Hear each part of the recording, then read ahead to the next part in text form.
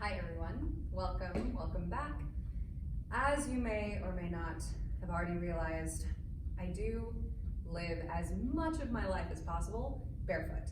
And the good thing about that is that kind of makes the world my yoga mat. And the purpose of these videos in a lot of ways is, even if you are not barefoot, is helping for you to see the world a little bit more as your yoga mat as well. So let's go ahead and get going. We will slide our chair, or move our chair. So if you have a chair, then we are going to use it as a prop today. If you don't have a chair, then you might have to audible a little bit, but hopefully you have a chair available that you can use. You could also, if you're at home, you could use a couch. If you're in the office, then you can use any type of chair, and that will be our prop for the day. So in your chair, take a seat if you're not already there, but scoot all the way to the very edge of your chair. I'm gonna come a little closer here. So scoot to the very edge of your chair and sit up nice and tall. What do I mean by nice and tall? So I want you to think about having your ears stacked over your shoulders stacked over your hips, and the cylinder of your rib cage neatly stacked over the cylinder of your pelvis, and both of those cylinders being nice and flat. So sometimes what can happen is the cylinder, or pelvis in particular, can tilt either forward or backwards. So go ahead and play with that right now. So you're gonna tip your hips forward and back, forward and back, forward and back. It's a little bit of a core move in itself. Then I want you to see if you can sit up in a position where that bowl of the pelvis feels like it is nice and flat. Then from here, we're going to hinge at our hip creases even more. So take a deeper hinge in your hip crease. That doesn't mean round your low back. So I'm trying to take the head of my femur deeper into the acetabulum of my hip, and that is going to come into bigger hip flexion. And then come and sit up back tall. So that pelvis, that bowl of the pelvis, is still nice and flat. And then big hip flexion. And as you do this, turn your glutes on. So you can give them a little tap, turn your glutes on, and come up tall. One more time, make sure you turn your glutes on, and then engage your core. So pull your belly back toward your spine, and then pull your back body toward your front body.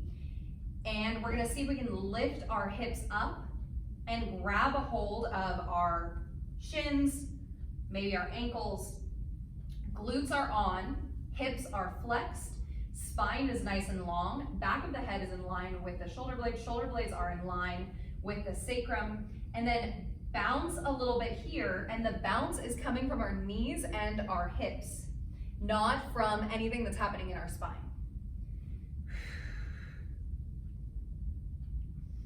Make sure those glutes are engaged and stand all the way up. Beautiful. Now we're gonna turn and face our chair, working on hip flexion in a more, in an even more dynamic way. So our chair becomes our target. I've got dust on my feet. Our chair becomes our target here, and we're going to lift and tap from our hip creases. So we are actively flexing our hips. It's a really important action for us to be strong at. And the problem is that we exist in hip flexion quite a bit, sitting. When we're sitting, we're in hip flexion. So that area can get chronically tight, but chronically tight does not mean chronically strong. So here, we are working on some hip flexion. Now bring your left hand to the back of your skull, your right hand to your hip, to your right hip, and we're still going here.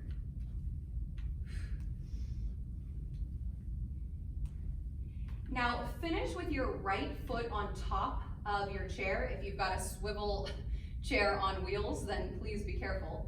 And we're going to rotate our hips and shoulders over to the left, and then right forearm comes to the top of that right thigh, and side bend over to the right.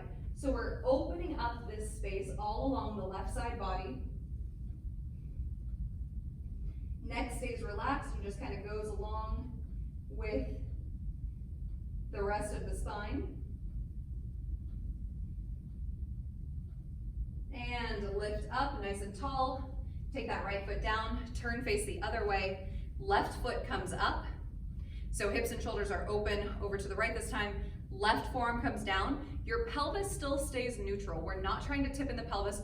We're trying to lift the rib cage out of this right side of the pelvis.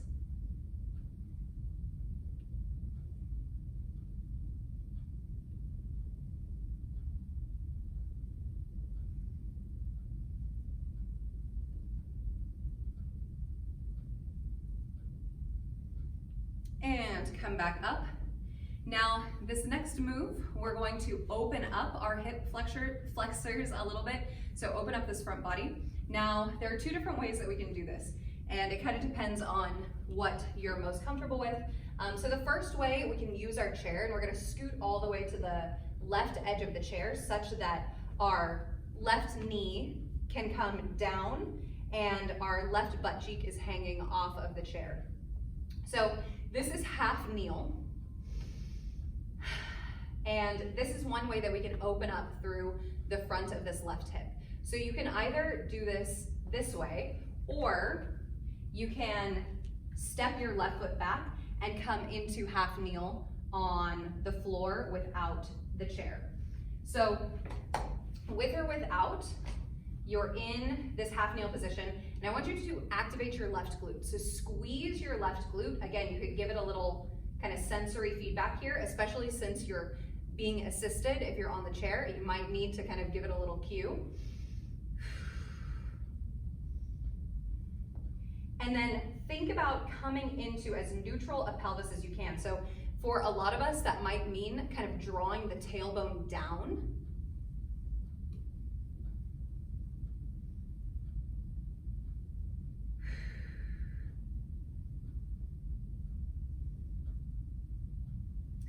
And then let's switch it over to the other side. So scoot all the way to the opposite edge of your chair. If you don't have armrest, that's also kind of helpful. So that's why you have the option of doing it without the chair as well, if it's just not gonna work on your chair.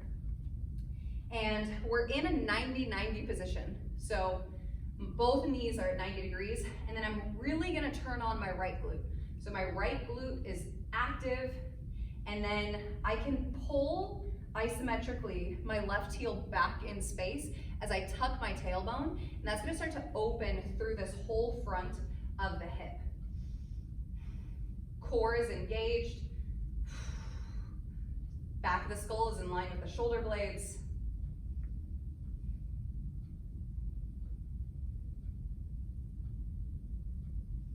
And then come on up.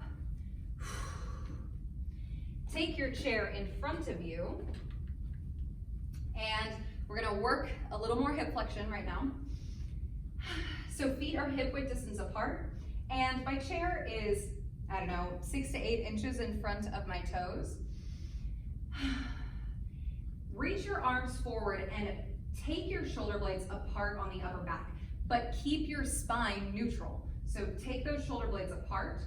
This is protraction of the shoulders, and then lift the arms up as high as you can while keeping your rib cage neutral. What I mean by neutral is my ribs can compensate and open up if I don't have enough space to bring my arms up overhead all the way.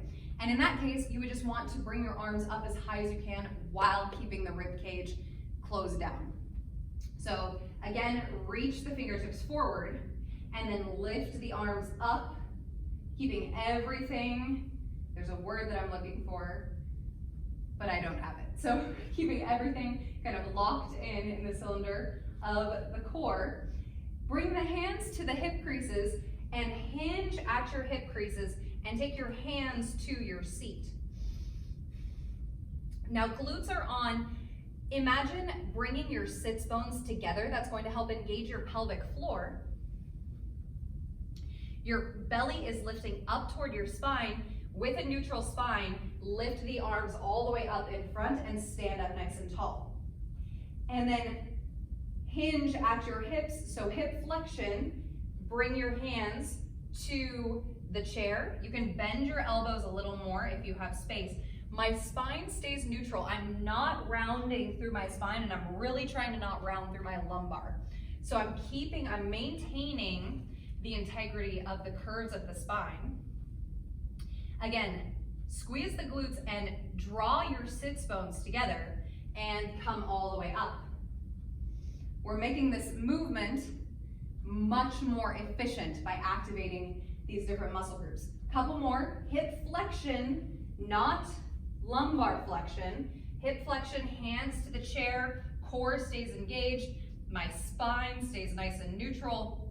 Squeeze those sits bones together and then lift up. And hands to the chair. And lift it up. Adding on a little bit here, hands to the chair. Step your right foot back.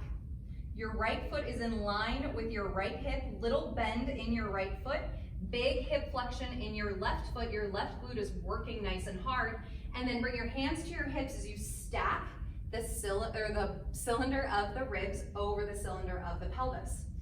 Neutral pelvis. You're tucking that tailbone a little bit just to bring yourself into neutral.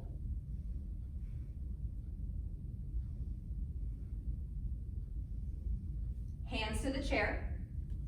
Step your right foot forward and step your left foot back. Bend in that left knee. Flex in that right hip. Your right glute is working, and hands to the hips as you come up, stacking everything one on top of the other.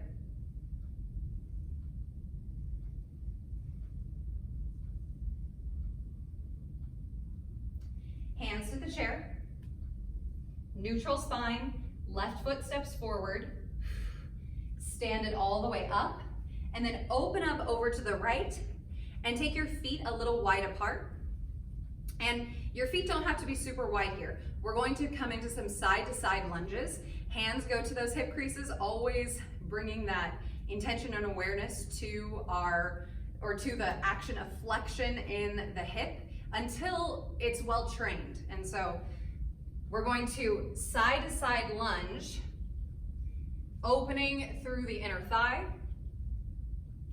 keeping the spine neutral. So another thing that tends to happen is we tend to want to look up here. I want you to keep your neck in line with the rest of your spine. You can have your hands on the tops of your thighs here. You can maybe bring your fingertips all the way down to the floor. Moving side to side, a couple more.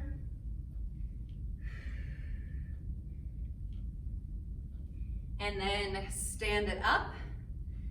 Bring the feet back together. Shake it out. And that is all we have for our little lunch break practice. We worked on some active hip flexion. We also opened up the hip flexors. And then we opened up the inner thighs, which is also a place that can be really tight. And remember, as you're moving through your day, the more you can become aware of this action of hip flexion, the more you're going to protect your low back and put yourself in a position to, especially the action of going down and picking something up or doing anything kind of on the floor, the more aware you are of this action of true hip flexion and the better you get at it and the more trained that motor pattern becomes, the more efficient your movement is going to be and you will protect your low back. So thank you for joining me and look forward to seeing you next time.